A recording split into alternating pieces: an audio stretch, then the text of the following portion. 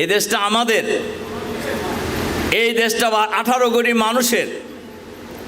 দেশটায় সম্পদে কোনো অভাব নেই, কোনো জিনিসেরই অভাব নেই। অভাব হলো সৎ দক্ষ নেতৃত্বের অভাব। বাংলাদেশের মানুষের মধ্যে এই পরিবর্তনের পর বাংলাদেশের ইসলামী আন্দোলনের ভূমিকা বাংলাদেশের মানুষের মাঝে নতুন করে একটি আশার সঞ্চার করেছে। মানুষকে আবার নতুন করে ভাবার সুযোগ করে দিয়েছে। 5 তারিখে আমিরে জামাত ঘোষণা দিয়েছেন। আমিরে জামাতের ঘোষণার পর সবসময় বাংলাদেশে কোনো একটা ঘটনা ঘটলেই হিন্দুদের বাড়িঘরে মন্দিরে হামলা করে বিশেষ একটা দলের উপর দায়িত্ব চাপানোর একটা ষড়যন্ত্র সবসময় হয়েছে। যদিও প্রমাণিত হয়েছে যারা ষড়যন্ত্র করছে এই হামলাকারী তারা, কিন্তু এটা প্রকাশ করতে দেওয়া হয় নাই। এবার আমাদের নেতা আমিরে জামাত উনি প্রথমেই ঘোষণা দিয়েছেন জামাত শিবিরের লোকেরা হিন্দুদের মন্দির পাহারা দেবে, তাদের বাড়িঘর পাহারা দেবে, তাদের ব্যবসা প্রতিষ্ঠান পাহারা দেবে। এক পর্যায়ে থানা পাহারার কথা বলা হয়েছে এবং আপনারা সেটা দিয়েছেন, দেন নাই? সারা বাংলাদেশের লোকেরাই দিয়েছে, আলহামদুলিল্লাহ আলহামদুলিল্লাহ। এবং জামাত এবং শিবিরের লোকেরা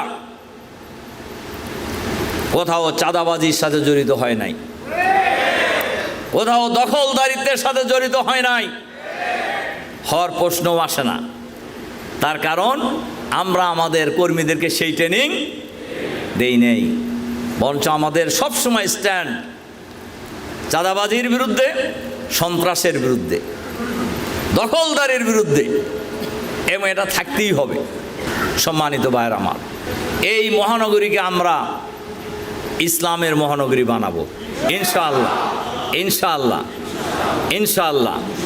এই জন্য আমি আপনাদের কাছে কয়েকটি কথা বলতে চাই। 1 নম্বর কথা হলো জাতির যে মূল সংকট, প্রধান সংকট, সৎ দক্ষ যোগ্য নেতৃত্বের সংকট, এই সংকট জাতিকে পূরণ করতে হবে। সেই পূরণ করার দায়িত্ব কাদেরকে পালন করতে হবে? আমি মনে করি আমাদেরকে, আপনাদেরকে। এজন্য আমার 1 নম্বর অনুরোধ, আমরা যে যেখানে যে দায়িত্বই পালন করি না কেন, স্ব জায়গায় সমাজের ইসলামী আন্দোলনের নেতৃত্বের জন্য, সমাজের নেতৃত্বের জন্য, মানুষের নেতৃত্বের জন্য নিজেকে যোগ্য করে গড়ে তোলা। তো সম্মানিত ভাইয়ের আমার, আমরা আগামী দিনে এই সমাজের নেতৃত্ব দিতে চাই। সেজন্য প্রয়োজন একদল সৎ দক্ষ যোগ্য নেতৃত্ব। এজন্য আমরা যারা মাঠ পর্যায়ে জামাতকে নেতৃত্ব দেই, আমাদেরকে নিজেদেরকে মাঠে যোগ্য নেতৃত্ব হিসাবে নিজেকে গড়ে তুলতে হবে ইনশাআল্লাহ। আমি আপনাদেরকে যে অনুরোধটা রাখতে চাই, সংগঠনের বিরুদ্ধে ষড়যন্ত্র হবে, সংগঠনের বিরুদ্ধে ষড়যন্ত্র হইতেছে না, হইতেছে না? সামনে কি আরো হবে কি হবে না? কেন হবে?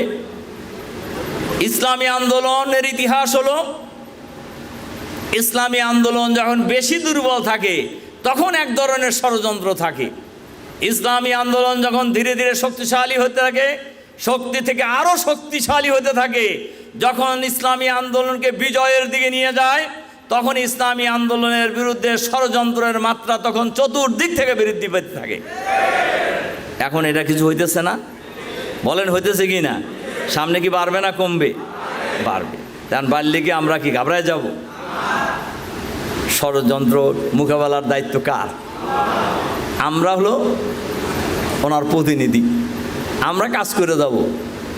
ও মাকারু মাকরান ও মাকারানা মাকরান ওহুম লা ইয়াশউরুন। তারা ষড়যন্ত্রের পর ষড়যন্ত্র করবে, আল্লাহ তাআলা কৌশল অবলম্বন করবে, ওরা টেরই পাবে না।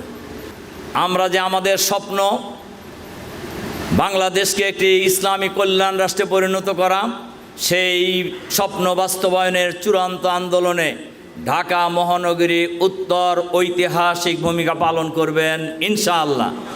সেই প্রত্যাশা রেখে সকল জেল জুলুম নির্যাতনের অবসান হয়ে গেছে এটা মনে করার কোনো কারণ নাই। সামনে যে পরিস্থিতি আসুক না কেন সেই পরিস্থিতি ফেস করে আমরা সামনে এগিয়ে যাব। যতদিন পর্যন্ত সেই কাঙ্ক্ষিত বিপ্লব সংগঠিত না হবে ততদিন আমাদের লড়াই সংগ্রাম চলতেই থাকবে। ইনশাআল্লাহ এই দেশ হবে আগামী দিনে ইসলামের বাংলাদেশ, এই দেশ হবে আগামী দিনে ইসলামী আন্দোলনের বিজয়ের বাংলাদেশ ইনশাআল্লাহ।